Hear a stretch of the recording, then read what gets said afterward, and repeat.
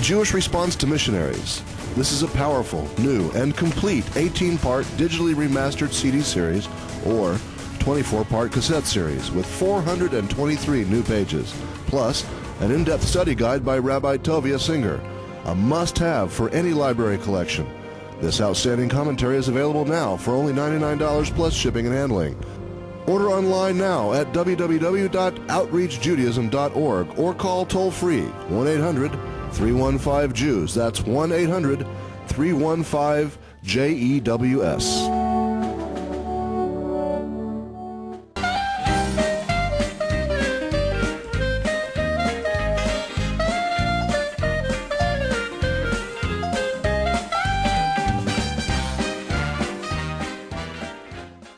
Hi!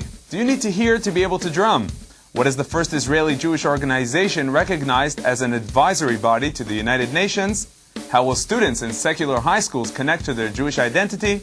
And in what other language does Israel National TV broadcast? The answers to these questions on this week's program.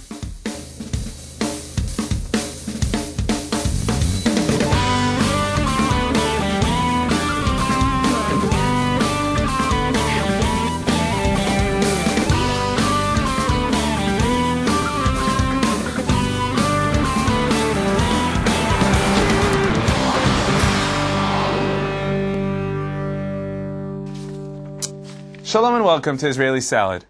It's been already a few days since we met the musical group that we'll now see, but I gotta tell you, I'm still moved by the experience. This very charismatic group, full of beat and rhythm, proves that music can be heard not only through the ear.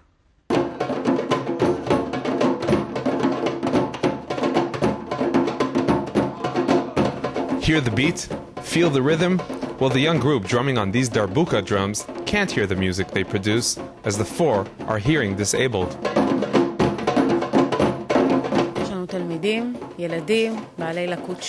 We have students, children who have hearing disabilities, medium to severe.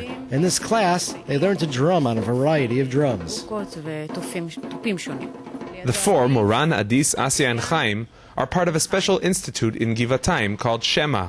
At Shema, children with hearing disabilities receive support in many fields. The members of the group started drumming when they were in elementary school in a drumming course together with hearing children.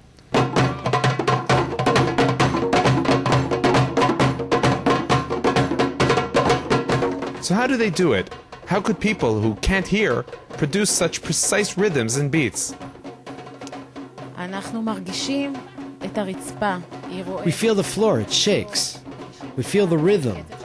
I also look at Adis, who is the leader of the group, and I imitate his rhythm, and that's how we cooperate and maintain a unified beat. We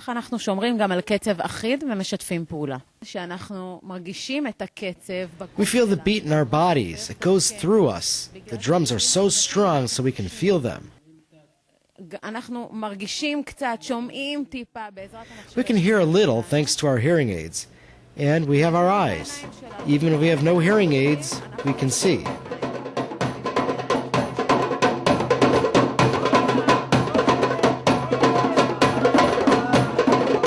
The group performs at weddings, bar mitzvahs, and other events. The four enjoy their performances very much, not only because of the music, but also because of the reaction of their audience. We see their clapping, their excitement. We can see it in their eyes. Their eyes glow from excitement. They stand up, clap, and cheer. We feel it. It goes through us. The audience is always surprised. Deaf drumming? Music? That's how they react in the beginning. But after they see them, they're blown away.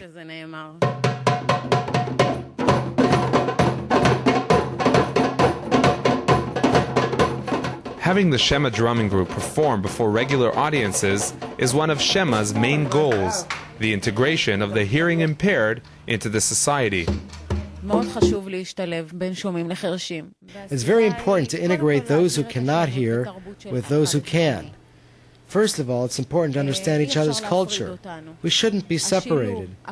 Through the use of sign language and reading lips, we're integrated into the hearing world. It's very important. It's very important to them that people know that they're like everyone else, that they can do anything. These are normal kids whose only problem is that they can't hear. They want to prove that they can even play music and be part of this.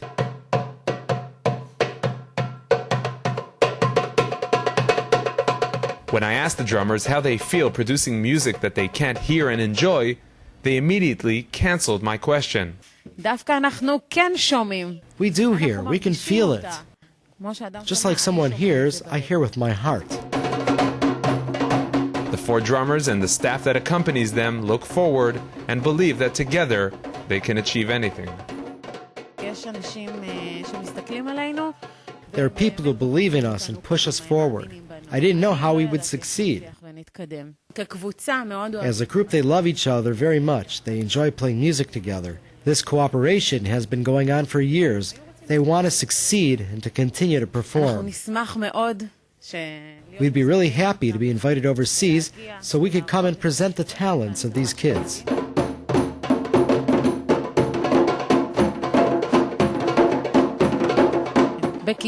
Briefly, I'll say one sentence. Even the sky is not the limit for us.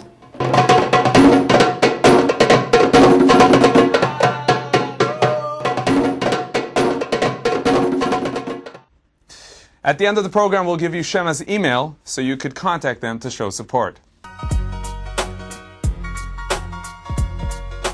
Please send your comments, ideas, and questions to the Israeli Salad email, yoni@israelnn.com, or leave a message on the Israeli Salad voicemail at international dialing code 972-3918-5554.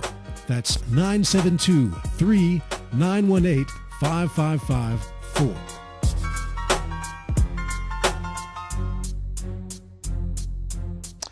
For the first time ever, an Israeli Jewish organization has been recognized as an advisory body to the Economic and Social Council of the United Nations.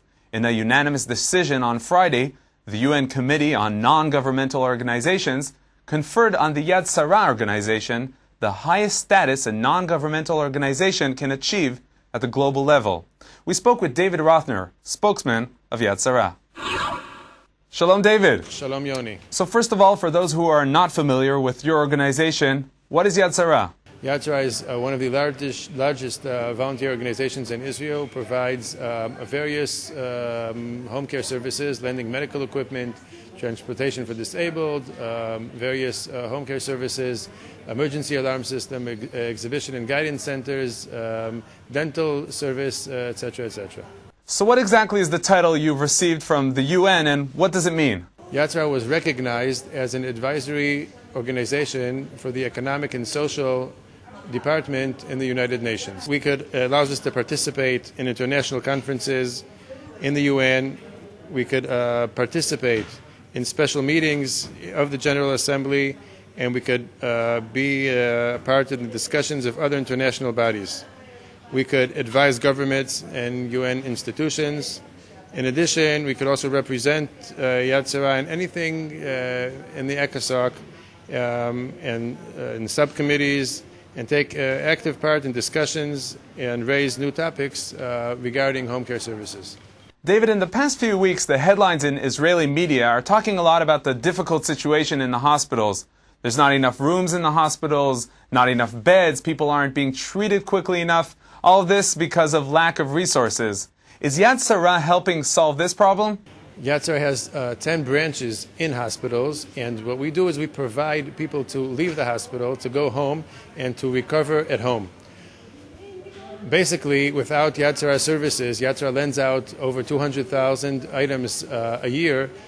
People would have to stay in the hospitals. Obviously, staying in the hospital costs the state a lot of money, and by people donating to Yad Sarah and providing us to buy medical equipment, we could provide people to leave the hospital, to be in their home with the environment they're used to, and it saves the state a lot of money. David Rothner, Yad Sarah, thank you very much for joining us. You're welcome. In what other language does Israel National TV broadcast? Hint, Israel National TV? Yes, the answer is Hebrew. For a few months already, we've been broadcasting in Hebrew. We have a weekly news edition with Gabi Newman, a few interviews, and the Hebrew version of Israeli Salad called Matzav Haruach, hosted by yours truly. So if you want to hear us speaking the Holy Tongue, click on to www.intv.co.il. That's intv.co.il. You never know, maybe watching our programs is what will improve your Hebrew. Be sure to visit the Israeli Salad website.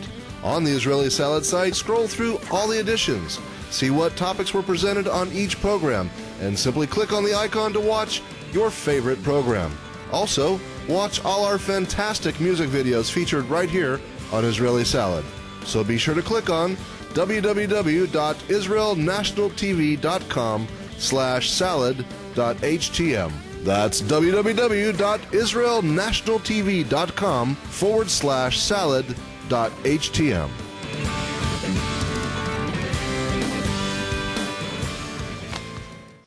In 1980, the Machon Shai Institute was established by a staff of rabbis and educators, men of spirit and teaching, who took upon themselves the goal of adding closeness and love, faith and brotherhood, learning and knowledge amidst the various populations in the fabric of Israeli society. The activities of Machon Shai include the study of Jewish history, the Jewish and Zionistic identity of today, values, tradition, Torah, and the heritage of the Jewish nation. In an event marking more than 20 years of activity, one of the founders of Machon Shai told the participants of some of the feelings that initiated the establishment of Machon Shai. More than 20 years ago, after I returned safely from the battlefield in Lebanon, I understood that I might have experienced the victory of the specific war. However, the big campaign was still ahead of us. The struggle to educate our next generation, the struggle for the character and the nature of our country, and for the spirit of the Jewish nation. Gabi Newman and David Miller joined one of the activities of Machon Shai at a high school in Kfar Saba. Machon Shai strengthens Jewish identity among young Israelis by holding discussion groups in secular high schools throughout the country. In these groups, participants confront the question of their Jewish identity. Who is a Jew? What does it mean to be a Jew? For me, there's no specific definition of what a Jew is. Every person with his style and faith. I think that the real definition of a Jew is according to religion. But in addition to that, it's also about the feelings you have towards the country, towards the nation, towards the society. All of this together is what makes you Jewish. Today in 2005, when you ask students what it means to be Jewish, they're kind of mixed up. When giving the answers to the questions raised in the discussions, the Machon Shai counselors must present the complexity of the issues. Answers that sound too straightforward and dogmatic could be a turnoff to the students. So Machon Shai presents the world of Torah and Jewish law in a way which young teenagers can relate. Judaism has many colors. There are many things that define a Jew. We're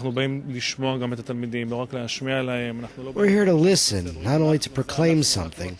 We don't come here with an arrogant attitude saying, listen, we do what's right, you must do like us. We're here to raise and discuss issues and to show the many aspects that are part of this wonderful concept of Judaism. It helped me to understand who I am and what I'm doing in this country. I understood that there's a connection between my religion and my presence here. And I understood more why I need to defend my country and contribute to it.